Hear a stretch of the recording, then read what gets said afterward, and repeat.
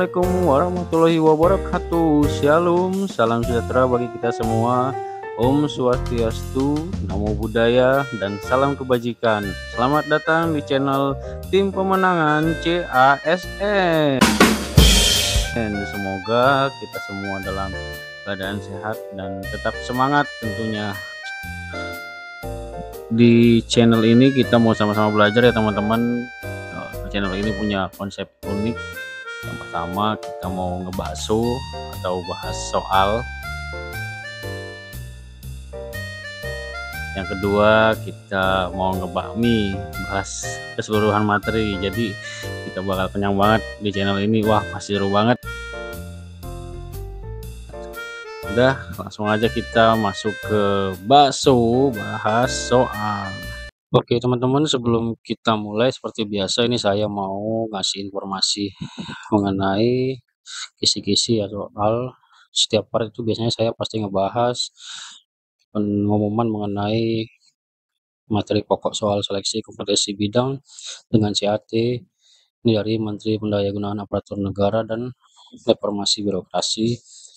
Untuk rencana ahli pertama ada 3 poin kemampuan khusus, itu perencanaan pembangunan bidang ekonomi tingkat dasar, baru bidang sosial, yang ketiga bidang spasial. Semua mau kita bahas di sini. Di sesi kali ini 3 kemampuan khusus ini, 3 poin ini kita bahas satu persatu. Jangan lupa juga teman-teman, setiap soal itu saya kasih waktu 5 detik untuk teman-teman menjawab, dan itu latihan soal berguna buat teman-teman supaya nanti waktu hari H pelaksanaan SKB teman-teman nggak gugup lagi, lebih percaya diri lagi. Jadi sebisa mungkin jangan skip setiap part soalnya ya teman-teman. Setiap video ini kalau bisa tonton full ketika kalian melakukan pembahasan soal dan juga mencoba menjawab soal. Jangan lupa boleh ditulis di kertas, nanti kalian total berapa banyak benernya supaya bisa belajar sama-sama apa di mana kekurangan teman-teman dan di mana teman-teman yang sudah mantap, di mana yang perlu dimantapkan lagi untuk materinya. Lanjut ke pembahasan soal nomor 1. Yang pertama mengenai teknis perencanaan pembangunan tingkat dasar ya. Sebuah daerah pesisir mengalami abrasi yang cukup parah. Sebagai seorang perencana, solusi apa yang paling efektif dan berkelanjutan untuk mengatasi masalah ini sekaligus meningkatkan kesejahteraan masyarakat setempat? Opsi A, membangun tanggul laut beton di sepanjang garis pantai. B, menanam mangrove dan jenis tumbuhan pantai lainnya. C, memindahkan permukiman penduduk ke daerah yang lebih tinggi. D, melarang segala aktivitas pembangunan di kawasan pesisir. E, membuat peraturan daerah tentang pengelolaan sampah. 5 detik dari sekarang.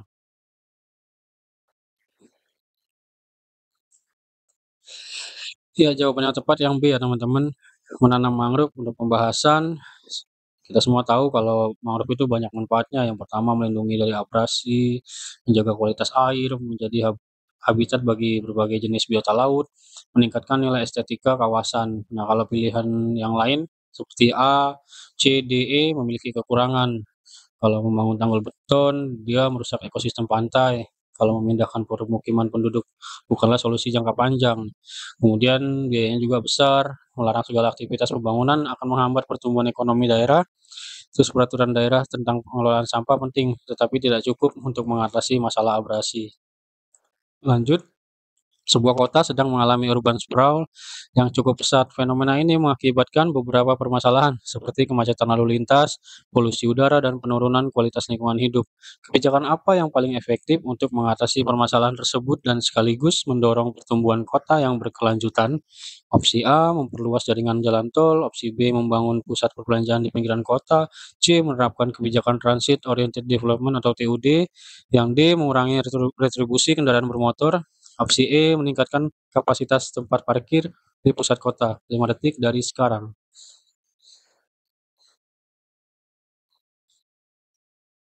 Ya, yang tepat itu yang C ya teman-teman, menerapkan kebijakan transit oriented development. Kan TOD adalah konsep pengembangan perkotaan yang mengintegrasikan permukiman, perkantoran, dan pusat komersial dengan sistem transportasi umum yang efisien.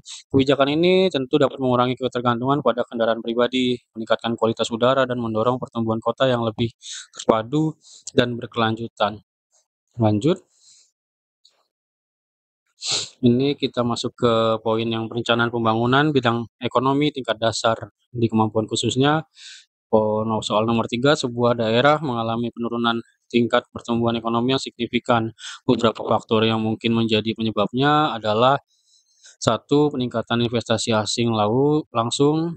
Dua, penurunan tingkat inflasi. Tiga, meningkatnya suku bunga acuan. Keempat, terjadinya bencana alam yang merusak infrastruktur. Kelima, peningkatan konsumsi rumah tangga. Dari pilihan di atas, kombinasi faktor yang paling mungkin menyebabkan penurunan pertumbuhan ekonomi adalah opsi A 1, 2, 3, opsi B poin 2, 3, 4, opsi C 3, 4, 5, atau D 1, 3, 5, atau E semua faktor di atas. 5 detik dari sekarang.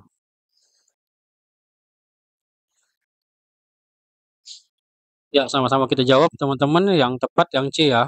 Pembahasannya peningkatan suku bunga acuan cenderung mengurangi investasi dan konsumsi, sehingga menghambat pertumbuhan ekonomi. Bencana alam dapat merusak infrastruktur, kemudian peningkatan konsumsi rumah tangga tanpa diimbangi dengan peningkatan produksi dapat menyebabkan inflasi dan mengurangi daya beli masyarakat. Peningkatan investasi asing langsung justru cenderung mendorong pertumbuhan ekonomi.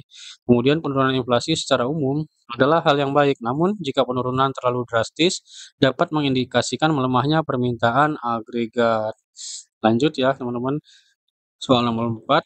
Pemerintah suatu negara sedang mempertimbangkan untuk menerapkan kebijakan proteksi terhadap industri dalam negeri. Kebijakan ini bertujuan untuk melindungi industri dalam negeri dari persaingan produk impor. Dampak jangka panjang dari kebijakan proteksi ini adalah: A. Meningkatkan efisiensi industri dalam negeri. B. Memperluas pasar produk dalam negeri.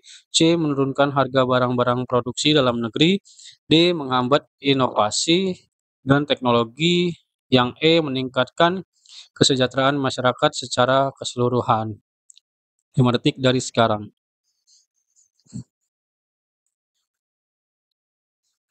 Ya, jawabannya yang D ya teman-teman, menghambat inovasi dan teknologi.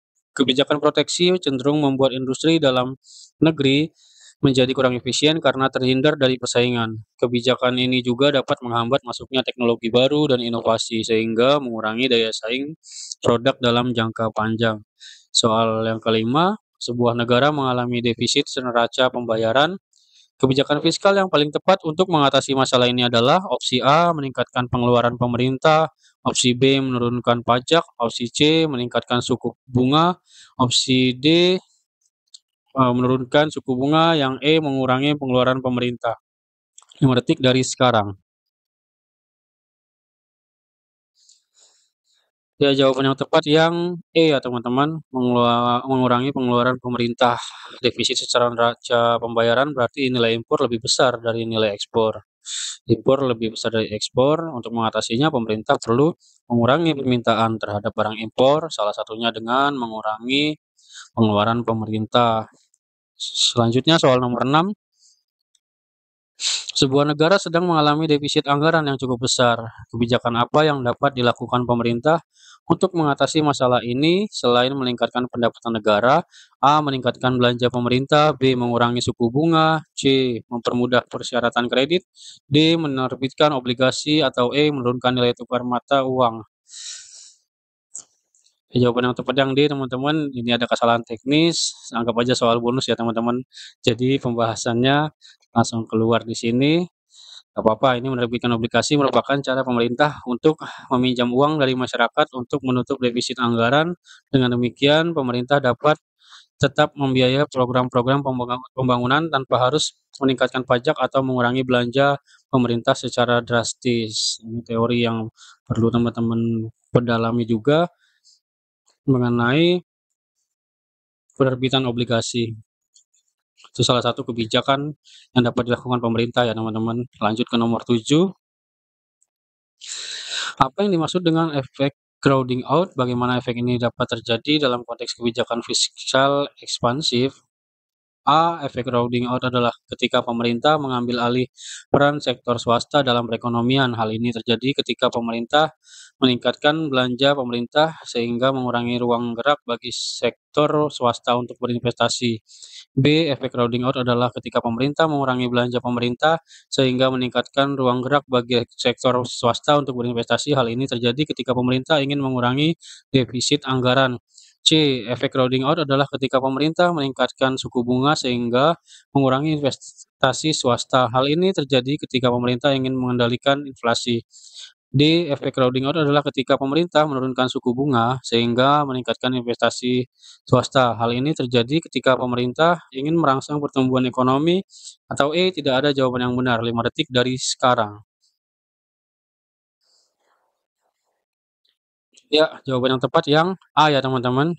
Untuk pembahasannya, efek crowding out adalah ketika pemerintah mengambil alih peran sektor swasta dalam perekonomian. Hal ini terjadi ketika pemerintah meningkatkan belanja pemerintah sehingga mengurangi ruang gerak bagi sektor swasta untuk berinvestasi. Ketika pemerintah meningkatkan belanja, maka permintaan terhadap barang dan jasa akan meningkat. Jika pemerintah membiayai belanja tersebut dengan cara meminjam uang, maka akan terjadi peningkatan permintaan uang di pasar keuangan. Hal ini akan mendorong naiknya suku bunga sehingga investasi swasta menjadi kurang menarik. Gimana teman-teman? Ini soalnya kelihatan pendek tapi pilihan jawabannya panjang-panjang, kurang lebih seperti inilah soal horse. Jadi teman-teman pahami konsep. Lanjut, sebuah perusahaan multinasional berencana untuk membangun pabrik di suatu negara berkembang. Pemerintah negara tersebut memberikan berbagai insentif fiskal kepada perusahaan tersebut. Apa dampak positif dan negatif dari kebijakan pemerintah tersebut terhadap perekonomian negara berkembang? A. Dampak positif meningkatkan investasi asing langsung, menciptakan lapangan kerja, meningkatkan ketergantungan investasi asing, potensi kerusakan lingkungan. Untuk dampak negatifnya, positif meningkatkan pendapatan negara, mengurangi pengangguran. Negatif, tidak ada dampak negatif yang signifikan. Positif meningkatkan ekspor, meningkatkan devisa negara. Negatif memperburuk neraca pembayaran. Positif meningkatkan teknologi, meningkatkan produktivitas. Negatif menimbulkan persaingan tidak sehat bagi perusahaan dalam negeri. Atau opsi E, positif meningkatkan pertumbuhan ekonomi, mengurangi kemiskinan. Negatif meningkatkan ketimpangan pendapatan. 5 detik dari sekarang.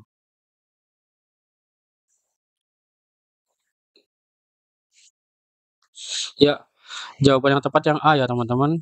Positif meningkatkan investasi asing langsung, menciptakan lapangan kerja. Negatifnya meningkatkan ketergantungan pada investasi asing, potensi kerusakan lingkungan.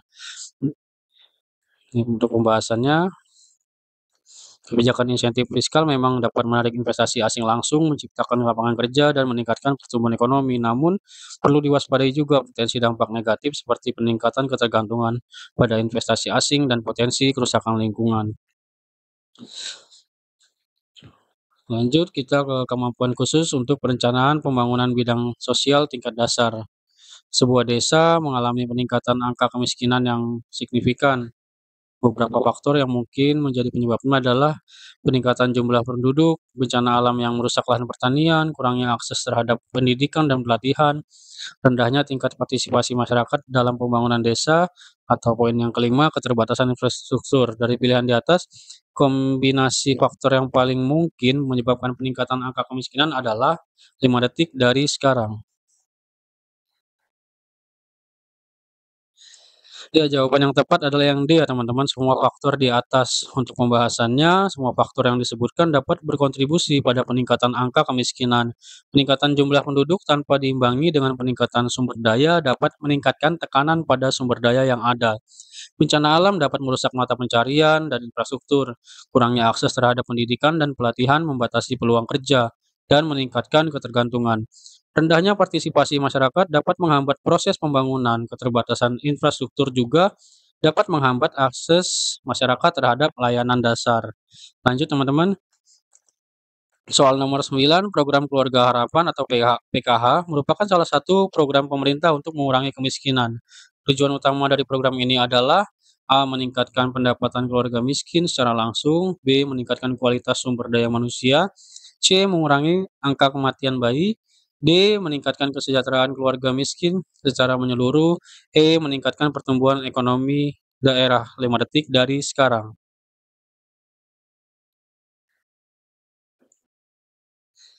Ya, jawaban yang tepat yang D ya teman-teman, meningkatkan kesejahteraan keluarga miskin secara menyeluruh. PKH bertujuan untuk meningkatkan kesejahteraan keluarga miskin secara menyeluruh melalui pemberian bantuan tunai bersyarat.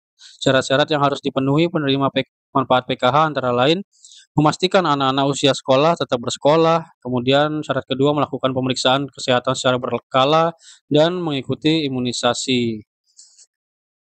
Lanjut ke soal nomor 10, sebuah kota besar mengalami masalah pengangguran yang tinggi. Kebijakan apa yang paling tepat untuk mengatasi masalah ini?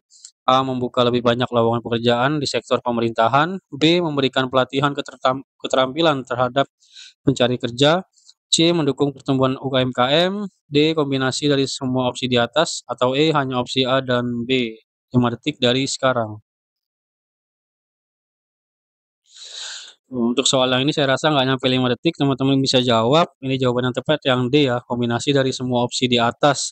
Pengangguran merupakan masalah kompleks yang membutuhkan solusi multidimensional, membuka lapangan kerja baru, meningkatkan keterampilan tenaga kerja, dan mendukung pertumbuhan usaha kecil merupakan langkah-langkah yang saling terkait dan dapat membantu mengurangi tingkat pengangguran. Kita lanjut teman-teman ke soal nomor 11.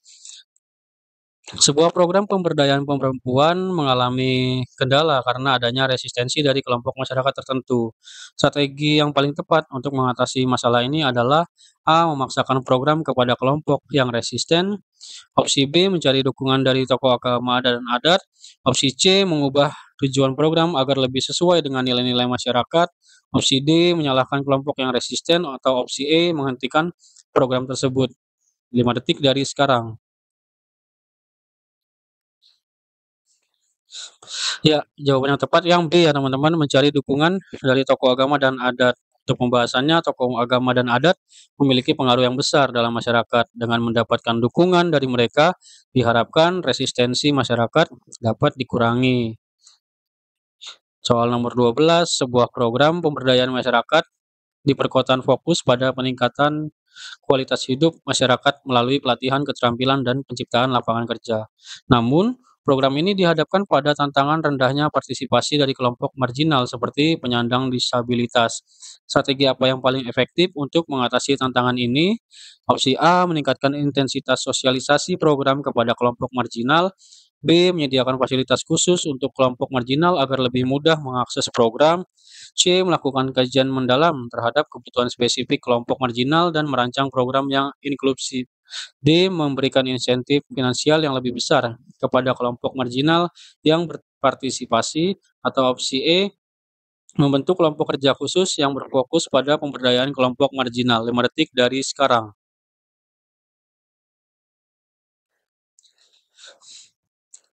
Ya, jawaban yang tepat yang C ya teman-teman.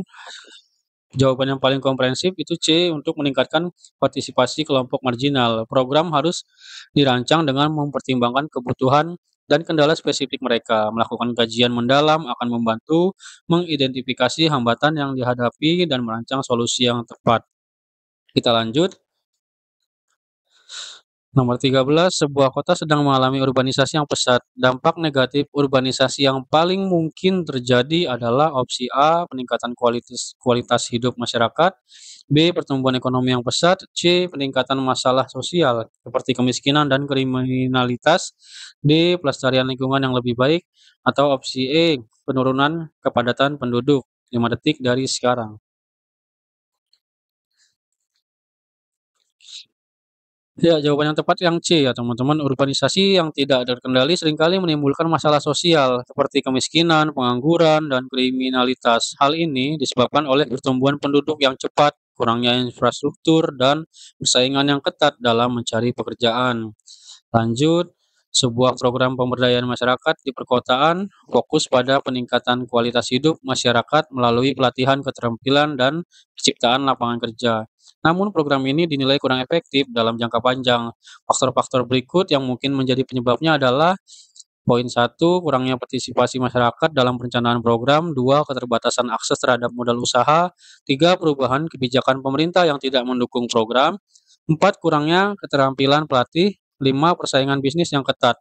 Kombinasi faktor yang paling mungkin menjadi penyebab kegagalan program tersebut adalah opsi A 123, B 234, C 345, atau D 135, dan opsi E semua faktor di atas. 5 detik dari sekarang.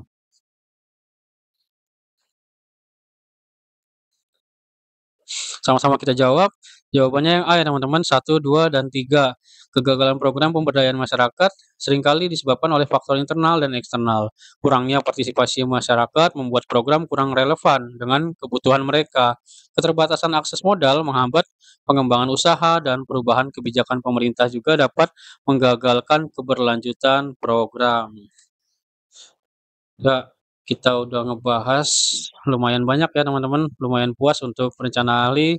Ini ada tips untuk kalian. Yang pertama itu pahami konsep. Untuk mengerjakan soal HOTS, pastikan Anda memahami konsep-konsep dasar pembangunan sosial seperti kemiskinan, kesejahteraan, dan inklusi sosial.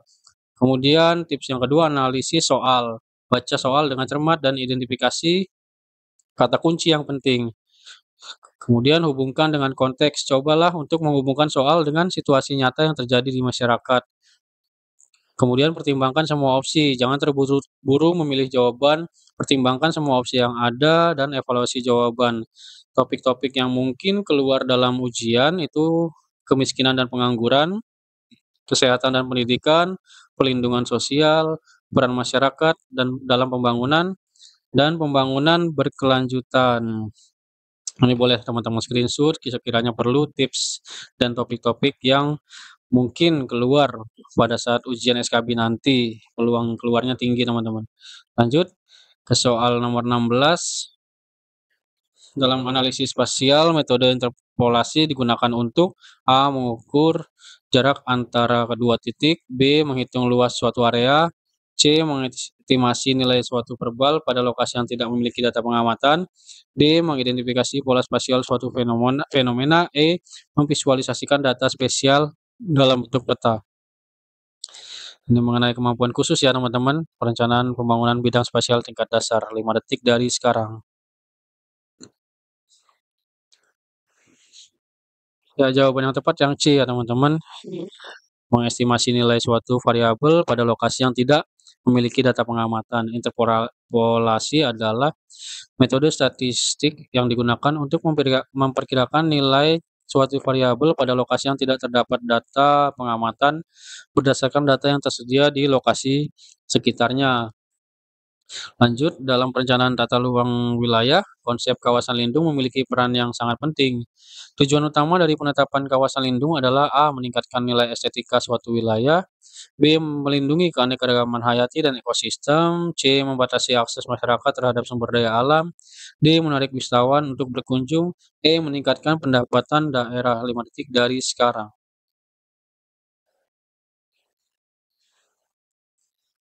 Ya, jawaban yang tepat tentu yang B ya teman-teman. Kawasan lindung ditetapkan untuk melindungi keanekaragaman hayati, menjaga keseimbangan ekosistem, dan melestarikan sumber daya alam untuk generasi mendatang.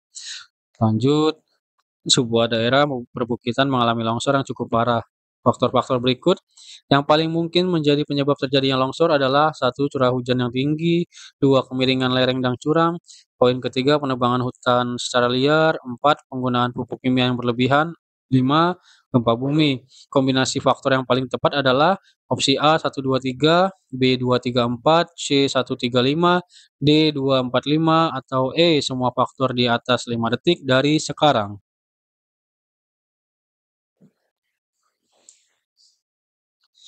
Ya, jawaban yang tepat, jawaban A ya teman-teman. A 1, 2, dan 3, curah hujan yang tinggi, kemiringan lereng yang curam, dan penebangan hutan secara liar merupakan faktor-faktor utama yang menyebabkan terjadinya longsor. Penggunaan pupuk kimia dan gempa bumi dapat menjadi faktor, namun tidak selalu menjadi penyebab utama. Luar biasa sekali ya soal HOTS ini. Kita lanjut. Analisis spasial dapat digunakan untuk berbagai tujuan, termasuk dalam bidang kebencanaan. Manakah dari pernyataan berikut yang benar mengenai penggunaan analisis spasial dalam kebencanaan? A. Analisis spasial hanya dapat digunakan untuk memprediksi lokasi bencana alam. B. Analisis spasial dapat digunakan untuk mengidentifikasi daerah yang rentan terhadap bencana. C. Analisis spasial tidak berguna untuk perencanaan mitigasi bencana. D. Analisis spasial hanya dapat dilakukan oleh para ahli GIS.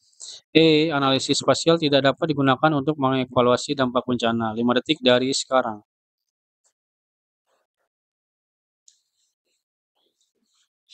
Jawaban yang tepat yang B. Analisis spasial dapat digunakan untuk mengidentifikasi daerah-daerah yang memiliki karakteristik fisik atau sosial yang membuatnya rentan terhadap bencana tertentu seperti gempa bumi, banjir, longsor. Informasi ini sangat berguna dalam perencanaan mitigasi bencana. 19. Konsep Smart City semakin populer dalam perencanaan kota. Elemen utama dari Smart City yang berkaitan dengan aspek spasial adalah A. Penggunaan teknologi informasi dan komunikasi yang canggih. B. Pengelolaan energi yang efisien. C. Sistem transportasi yang terintegrasi.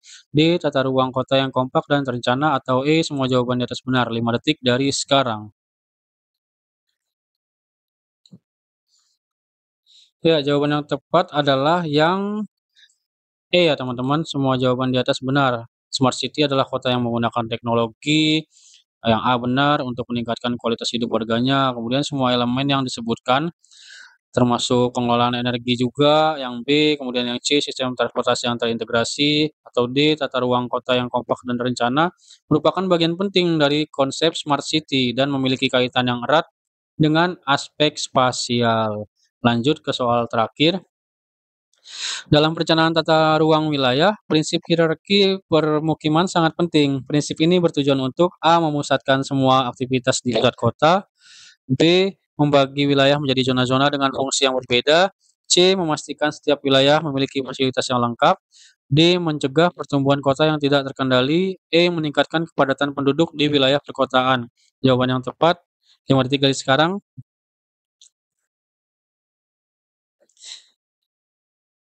Ya, jawaban yang tepat yang mana teman-teman? Yang B ya, membagi wilayah menjadi zona-zona dengan fungsi yang berbeda.